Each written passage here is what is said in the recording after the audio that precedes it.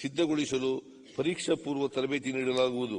ದೇಶದ ಪ್ರತಿಷ್ಠಿತ ಇಂಜಿನಿಯರಿಂಗ್ ಹಾಗೂ ವೈದ್ಯಕೀಯ ಶಿಕ್ಷಣ ಸಂಸ್ಥೆಗಳಲ್ಲಿ ಪ್ರವೇಶ ಪಡೆಯಲು ಪ್ರಸಕ್ತ ಸಾಲಿನಲ್ಲಿ 500 ಪ್ರತಿಭಾವಂತ ವಿದ್ಯಾರ್ಥಿಗಳಿಗೆ ಪ್ರತಿಷ್ಠಿತ ತರಬೇತಿ ಸಂಸ್ಥೆಗಳಿಂದ 2 ವರ್ಷಗಳ ತರಬೇತಿಯನ್ನು ಉಚಿತವಾಗಿ ನೀಡಲಾಗುವುದು.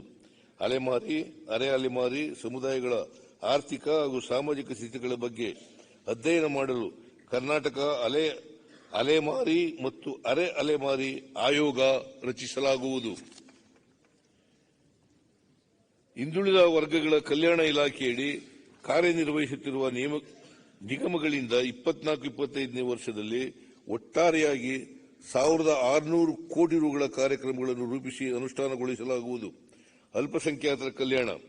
ಅಲ್ಪಸಂಖ್ಯಾತ ಸಮುದಾಯಗಳಲ್ಲಿ 50 ಸಂಖ್ಯಾಬಲವುಳ್ಳ 50 ಮೊರಾರ್ಜಿ ದೇಸಾಯಿ ವಸತಿ ಶಾಲೆಗಳನ್ನು ಪ್ರಾರಂಭಿಸಲಾಗುವುದು.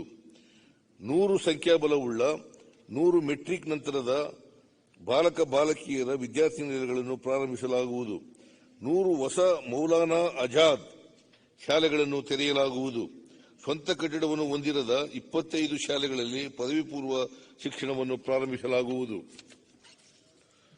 ಸರ್ಕಾರ ಖಾಸಗಿ ಕಾಲೇಜುಗಳಲ್ಲಿ ಬಿಎಸ್ಸಿ ನರ್ಸಿಂಗ್, ಜಿಎನ್ಎಂ ನರ್ಸಿಂಗ್ ಕೋರ್ಸ್ಗಳಲ್ಲಿ ವ್ಯಾಸಂಗ ಮಾಡುತ್ತಿರುವ ಅಲ್ಪಸಂಖ್ಯಾತ ಸಮುದಾಯ ವಿದ್ಯಾರ್ಥಿಗಳಿಗೆ ಶುಲ್ಕ ಭರಿಸುವ ಯೋಜನೆಯನ್ನು ಪುನಃ ಪ್ರಾರಂಭ ಮಾಡಲಾಗುವುದು.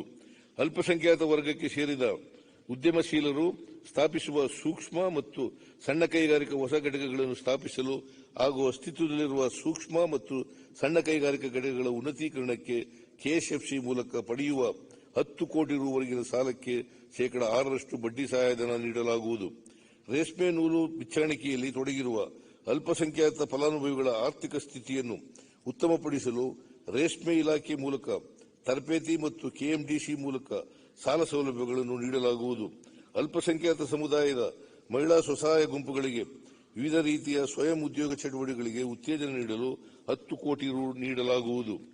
ರಾಜ್ಯದಲ್ಲಿನ ವಕ್ಫ್ ಆಸ್ತಿಗಳ ಸಂರಕ್ಷಣೆ ಮತ್ತು ಅಭಿವೃದ್ಧಿಗಾಗಿ 100 ಕೋಟಿ ರು ಅನುದಾನ ಒದಗಿಸಲಾಗುವುದು ಹಾಗೂ ಭಾರತೀಯ ಪುರಾತತ್ವ ಇಲಾಖೆ ವ್ಯಾಪ್ತಿಯಲ್ಲಿರುವ ವಕ್ಫ್ ಆಸ್ತಿಗಳನ್ನು ಆದ್ಯತೆಯ ಮೇರೆಗೆ ಅಭಿವೃದ್ಧಿಪಡಿಸಲಾಗುವುದು. ವಕ್ಫ್ ಸಂಸ್ಥೆಯ ಧಾರ್ಮಿಕ ಗುರುಗಳಿಗೆ ಹಾಗೂ ಮುತವಲ್ಲಿಗಳಿಗೆ ಪ್ರಚಲಿತ ವಿದ್ಯಮಾನಗಳ ಬಗ್ಗೆ ಅರಿವು ಮೂಡಿಸಲು ತರಬೇತಿ ಕಾರ್ಯಕ್ರಮವನ್ನು ಏರ್ಪಡಿಸಲಾಗುವುದು. ರಾಜ್ಯದಲ್ಲಿನ ಪ್ರಮುಖ ಧಾರ್ಮಿಕ ಸ್ಥಳಗಳಲ್ಲಿ ಮೂಲಭೂತ ಸೌಕರ್ಯಗಳನ್ನು ಒದಗಿಸಲು 20 ಕೋಟಿ ರು ಅನುದಾನ ಒದಗಿಸಲಾಗುವುದು. ಮಂಗಳೂರಿನ ಹಜ್ ಭವನದ ನಿರ್ಮಾಣ ಕಾಮಗಾರಿಯನ್ನು 10 ಕೋಟಿ ರು ವೆಚ್ಚದಲ್ಲಿ ಕೈಗೆತ್ತಿಕೊಳ್ಳಲಾಗುವುದು. ಜೈನರ ಪ್ರಮುಖ ಧಾರ್ಮಿಕ ಸ್ಥಳಗಳ ಅಭಿವೃದ್ಧಿಗಾಗಿ 50 ಕೋಟಿ ರು ಅನುದಾನ ಒದಗಿಸಲಾಗುವುದು. ಕ್ರಿಶ್ಚಿಯನ್ ಸಮುದಾಯದ ಅಭಿವೃದ್ಧಿಗಾಗಿ 200 ಕೋಟಿ ರು ಒದಗಿಸಲಾಗುವುದು.